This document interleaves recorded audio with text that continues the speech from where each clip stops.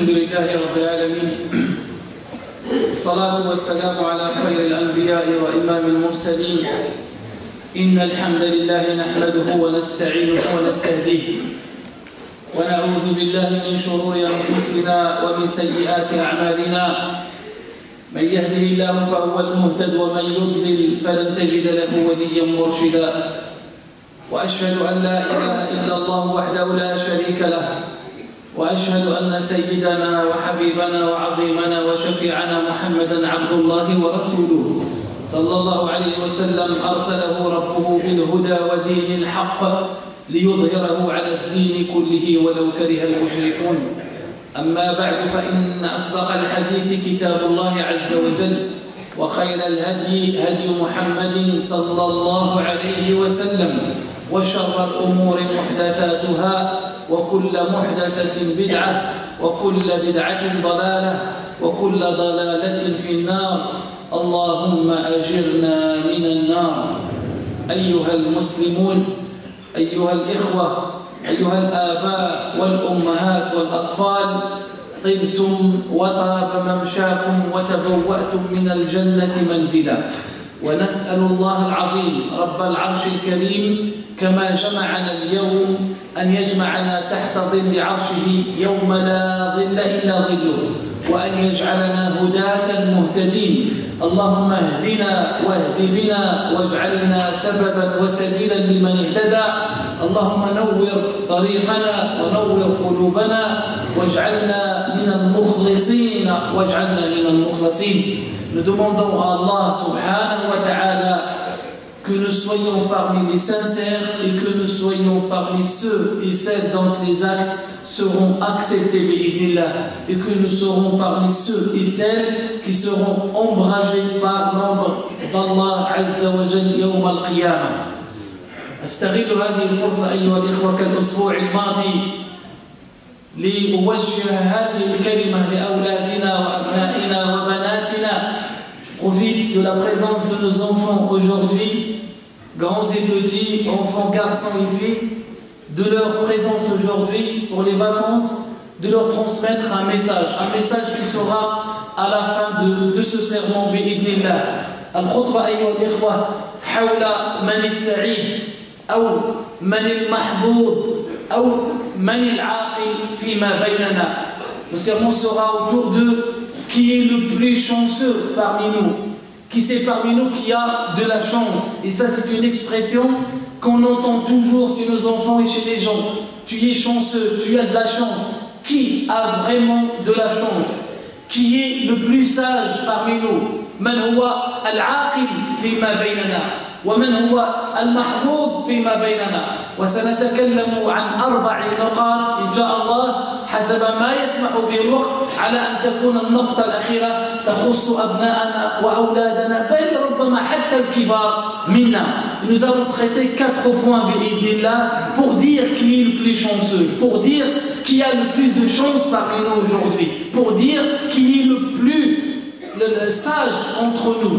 Et le 4e point, le dernier point, on le consacrera, mais il est là pour nos enfants, pour les jeunes qui sont présents aujourd'hui, pour les petits qui sont présents aujourd'hui, pour savoir que eux aussi, ils sont concernés par ce sermon-là et qu'ils ont leur part dans ce qu'on va dire aujourd'hui. فالكلام أيها الإخوة عن هذا من المحظوظ، من هو الذي أو من السعيد أو من المحظوظ أو من هو العاقل qui est le sage, qui a le plus de chance parmi nous. يقول العلماء يعني المحظوظون 3 ومنهم من قال 4. Il y a des savants qui ont dit celui qui a le plus de chance, ce sont au nombre de 4.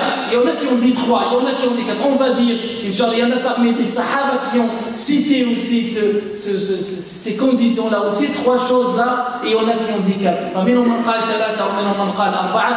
نذكر اليوم 3 والرابعة هي الأخيرة لأبنائنا. المحظوظ أيها الإخوة، وهذا متفق عليه كل الناس.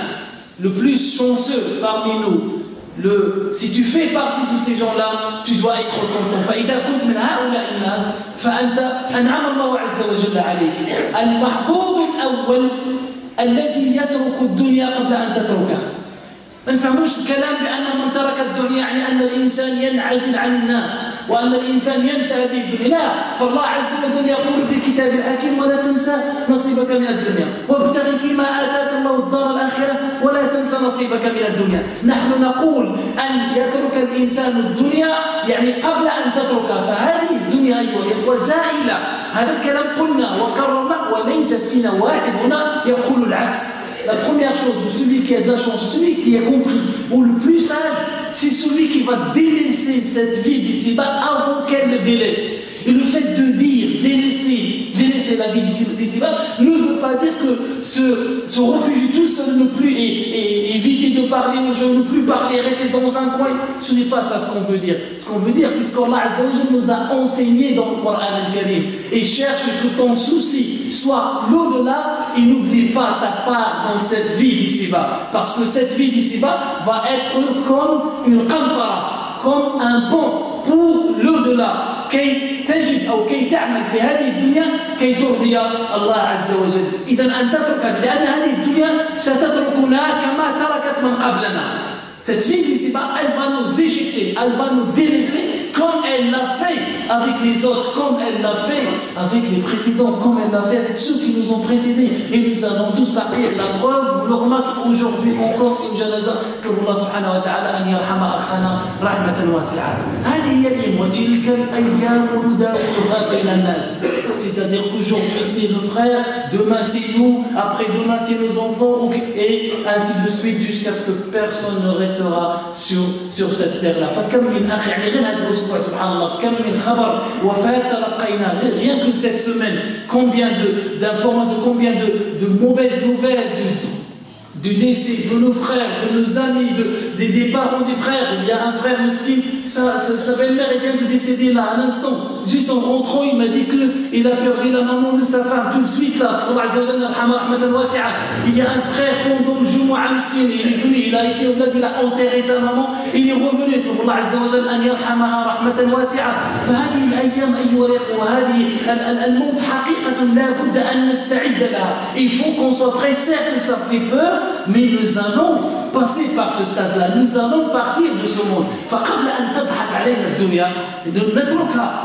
Avant que cette vie se moque de nous, bien nous délaisse, il faut la délaisser. قبل أن تتركنا أن نتركها. ويجعل الإنسان من هذه الحياة يجعل منها يفرقها على أربع ساعات أو 4 نقاط que tu divises ta vie dans cette vie d'ici-bas, ta journée, ou bien tu la divises en 4. La première ساعة ساعة لربك، ساعة لله عز وجل. أن تذكر الله. لما أقول ساعة، quand je dis 1 heure, c'est une part. تجعل في حياتك حظ في دعائك لله عز وجل، في صلاتك لله سبحانه وتعالى، في اقترابك من الله سبحانه وتعالى. الأمر الثاني أن تحاسب نفسك dans cette vie d'ici-bas. Pour que tu puisses profiter de la vie, eh bien, il faut avoir un programme. Et tout marche avec le programme, tout marche avec la planification. Et c'est ce qui nous a enseigné le prophète عليه الصلاة والسلام. الرسول صلى الله عليه وسلم علمنا أن يكون المسلم ويكون المؤمن متزن، ويكون المؤمن يعمل برنامج الحياة، لا يسير هكذا عبثا، وإنما يعمل له برنامج الحياة، برنامج السير إلى الله سبحانه وتعالى، برنامج العبادة لله سبحانه وتعالى. أن تقسم يومك وأن تقسم ساعاتك. أولا أن تذكر الله عز وجل، عبادة لا تنسى عبادة الله عز وجل، الصلاة، من صلاة ومن زكاة ومن صدقة ومن صيام ومن قيام ومن قول بالمعروف والنهي عن المنكر وابتسامة والقول والكلمة الحسنة والكلمة الطيبة. هكذا يجعل الإنسان أنه في حياته يجعل الحق له عند الله سبحانه وتعالى. Que tu mettes dans ta vie une partie de ta vie, mais tu la consacres pour Allah سبحانه وتعالى. La deuxième chose، أن تحاسب نفسك. شكون فينا يا إخوان من فينا في كل ليلة قبل أن ينام يحاسب نفسه؟ Et ça, malheureusement, on l'a délaissé.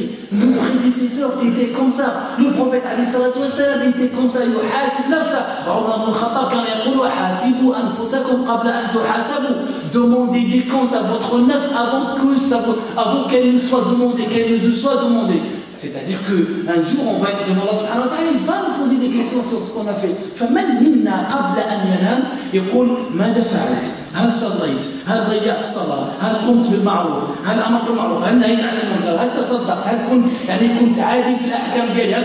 Qui c'est parmi nous avant de dormir? Et ça, je le dis même à nos enfants. Il faut apprendre ça, il faut apprendre à vivre comme ça. Que tu sois programmé, que tu sois vraiment organisé dans ta vie et que le soir, tu te dis, est-ce que ce que j'ai fait est bien? Est-ce que j'ai été bon avec mes parents? Est-ce que j'ai fait ma prière à l'heure? Est-ce que j'ai donné de sadaqa? Est-ce que j'ai été gentil avec les gens? C'est des choses comme ça. قبل يعني كلما حاسب الإنسان نفسه كلما خفف عن نفسه يوم القيامة. À chaque fois que tu demandes des comptes à ton nafs, eh bien tu vas alléger le hisab yawm al-qiyamah, parce que le fait de demander à ton nafs ce que j'ai fait de bien et ce que j'ai fait de mal, ben ça t'aide à te corriger. كتساعدك كي تصحح أخطائك وكي تسير على الطريق في عبادة الله سبحانه وتعالى. الأمر الثالث وهذا أيها هو قليل منا من يطبقه وهو التأمل في خلق الله عز وجل. الله عز وجل ذكرنا في القرآن الكريم في عدة آيات إن في خلق السماوات والأرض واختلاف الليل والنهار لآيات لأولي الألباب الذين يذكرون الله قياما وقعودا وعلى جنوبهم ويتفكرون في خلق السماوات والأرض سبحانك ما خلقت هذا باطلا ما خلقت هذا باطلا. من منا qui c'est parmi nous aujourd'hui qui prend un petit moment dans la journée, il va contempler, il va regarder, il va méditer la créature d'Allah subhanahu wa ta'ala, la création d'Allah azza wa jalla, parce que plus on médite dans la création d'Allah azza wa jalla, plus on s'approche de lui. Quand tu vois la création du ciel, quand tu vois la création de la terre, quand tu vois la création de l'être humain, à la fin tu vas finir par dire Subhanallah al-Khaliq al-Azim. Subhanallah, à chaque fois que tu médites dans ces choses-là, ça te monte la foi, tu dis Subhanallah. Et هذه للأسف فرطنا فيها كثيرا وأصبحنا أن لا نهتم بهذه الأمور. الأمر الرابع وهو ساعة لنفسك وحظ لنفسك. Une heure ou une partie de ta vie pour toi, pour tes enfants, pour ta famille, pour sortir, pour rigoler, pour sortir avec tes enfants, pour voyager. يعني pour ينفس إنسان ينفس على نفسه ويخرج مع الأولاد دياله ويضحك مع الألعاب. هكذا يجب أن يكون المسلم يعني في يوم. وهكذا كان النبي عليه الصلاة والسلام. Le prophète عليه الصلاة والسلام, c'est comme ça qu'il était avec les enfants. Parce que malheureusement quelques-uns de nos jeunes aujourd'hui prennent l'islam et ils pensent que l'islam c'est ça y est, il a commencé à pratiquer, il n'y a plus de sourire.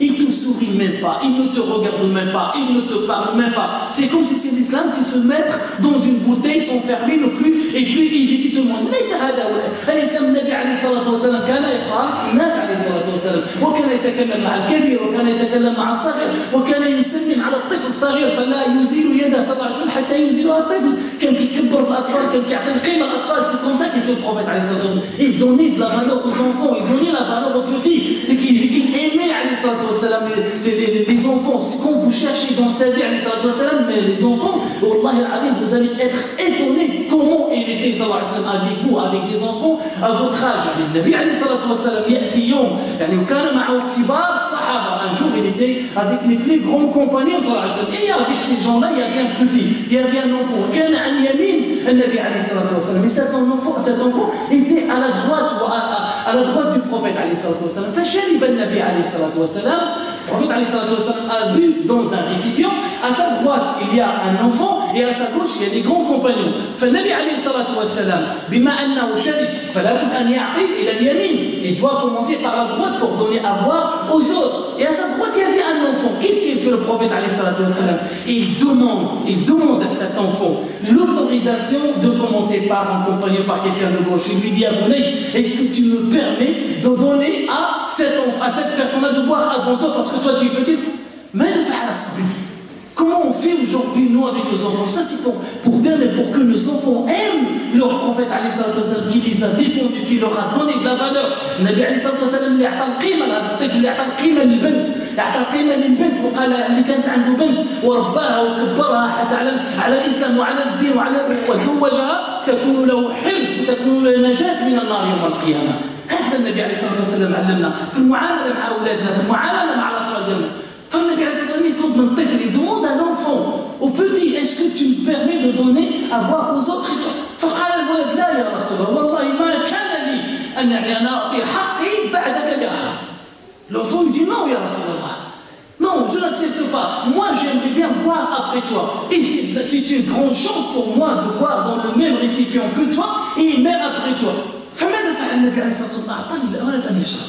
Le prophète a donné à cet enfant boire. Ça, nous avons besoin de cette valeur, de transmettre cette valeur à nos enfants aujourd'hui, pour qu'ils aiment leur prophète, pour qu'ils aiment cet homme-là qui est venu, qui nous a sortis grâce à Allah Azza wa Jalla des ténèbres vers la lumière. Le Nabi alayhi salatu wa sallam هو الذي علمنا هو الذي أخرجنا بإذن الله عز وجل من الظلمات إلى النور علمنا الصلاة مع الجماعة. C'est lui qui nous a conseillé de venir, de se rassembler aujourd'hui. Si on est là aujourd'hui, des centaines et des centaines, c'est grâce à Allah Azza wa Jalla et puis grâce au travail du prophète عليه الصلاة والسلام.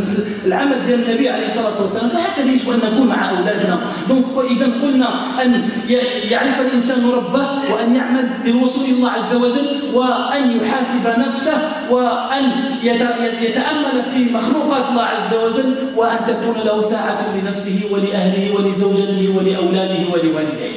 Ça c'est هذه الدنيا أن لا تنسى نصيبك من الدنيا. لما نقول لا تنسى نصيبك من الدنيا ليس هذا يعني أنك ترتكب محرمات وترتكب جرائم.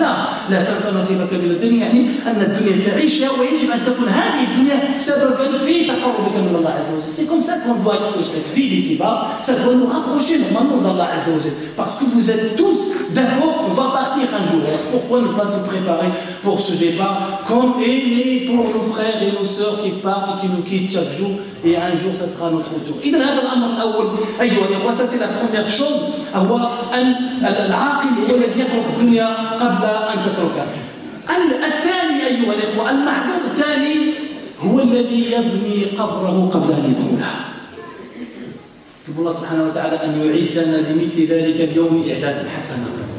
Le deuxième c'est celui qui construit sa tombe. Ça va vous paraître bizarre, surtout pour les enfants, mais vous allez comprendre ce que je veux dire par là.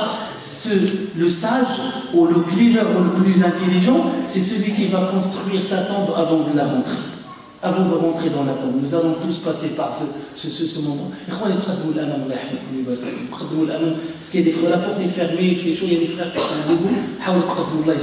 Ne serait-ce que quelques centimètres. إذا قلنا أن يبني الإنسان قبره قبل أن يدخله. كلنا اليوم نريد ونحب أن يكون عندنا بيت وتكون عندنا منزل ويكون الطابق الأول والثاني. Nous aimons tous aujourd'hui à avoir un appartement ou avoir une maison. Vous allez avoir une belle maison dans laquelle on va vivre, dans laquelle on va être très bien, on va être machallah. On veut tous embellir nos maisons, etc. Le fait de construire sa tombe, ce n'est pas commencer à construire la construction que vous connaissez, mais de se préparer à ce jour-là, le jour où on sera dans la tombe. لا أخ ولا صديق ولا حبيب ولا زوجة ولا زوج ولا أب ولا أم. يعني أن الإنسان يكون في قبره لا يستطيع أن يتحرك يمينا ولا يسارا. هكذا في قبره.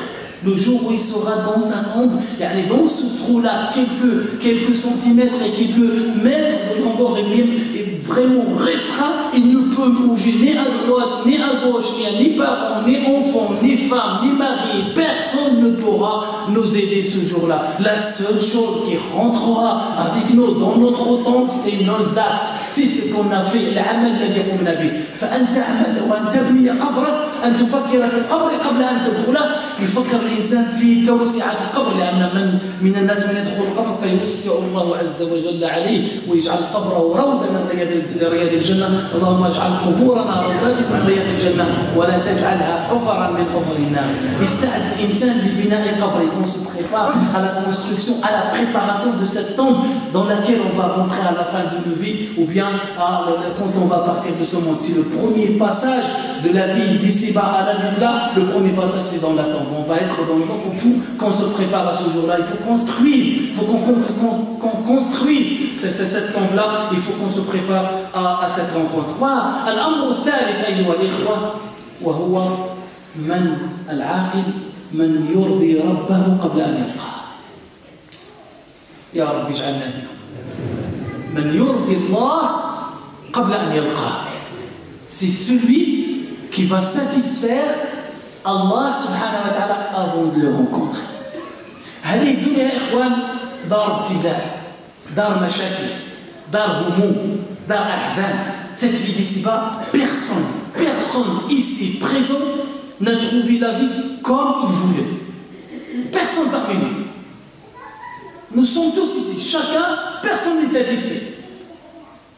Il veut, le riche, il veut avoir plus. Le pauvre, il veut avoir de l'argent. Celui qui a un vélo, il veut avoir une mobilette. Celui qui a une mobilette, il veut avoir une voiture. Celui qui veut avoir une voiture. Et ça ne finit jamais, ça ne se termine jamais. Nous avons toujours envie de... Donc, العاقل هو الذي يرضي الله عز وجل قبل أن يلقاه. Allez, dunya, elle va te faire souffrir. Cette vie d'ici-bas, elle va te faire souffrir. Mais cette souffrance-là, tu vas l'oublier le jour où tu vas être devant Allah Azza wa Jalla. يؤتى بأتعس أهل الدنيا يوم القيامة. Le jour dernier, غادي نجيب واحد أفقر الناس اللي كان في الدنيا، ولكن كان قريب من الله سبحانه وتعالى. يعني أتعس اللي شاف المشاكل وشاف الهموم والفقر وشاف، فيؤتى به يوم القيامة فيغمس غمسة في الجنة، فيقال له هل رأيت بؤسا قط؟ قال والله يا ربي ما رأيت بؤسا قط. ينسى كل شيء. وكذلك يؤتى بأنعم أهل الدنيا فيغمس غمسة في النار فيقال له هل رأيت نعيما قط؟ قال لا يا ربي والله ما رأيت نعيما قط. La personne la plus misérable, la plus pauvre, celui qui avait que des problèmes mesquins comme ça qu'il disait, mais il a patienté. Et bien le jour dernier, il va juste, on va le rentrer juste accélérer comme ça au paradis, on va le sortir, on va lui dire est-ce que tu as déjà vu un malheur? Il va dire jamais à Allah. Il va tout oublier. Et l'inverse aussi. Donc cette vie disait pas, elle va partir en patiente. Je sais qu'on a parmi nous qui ont des problèmes de famille, qui ont des problèmes de crime, qui ont des problèmes de santé, qui ont des problèmes dans le travail, qui ont des problèmes avec la société, qui ont des problèmes avec leurs amis. Eh bien, sachez bien que tous ces problèmes-là, eh bien, ils vont se résoudre bi'idhnillah. Il suffit de se rapprocher d'Allah subhanahu wa ta'ala.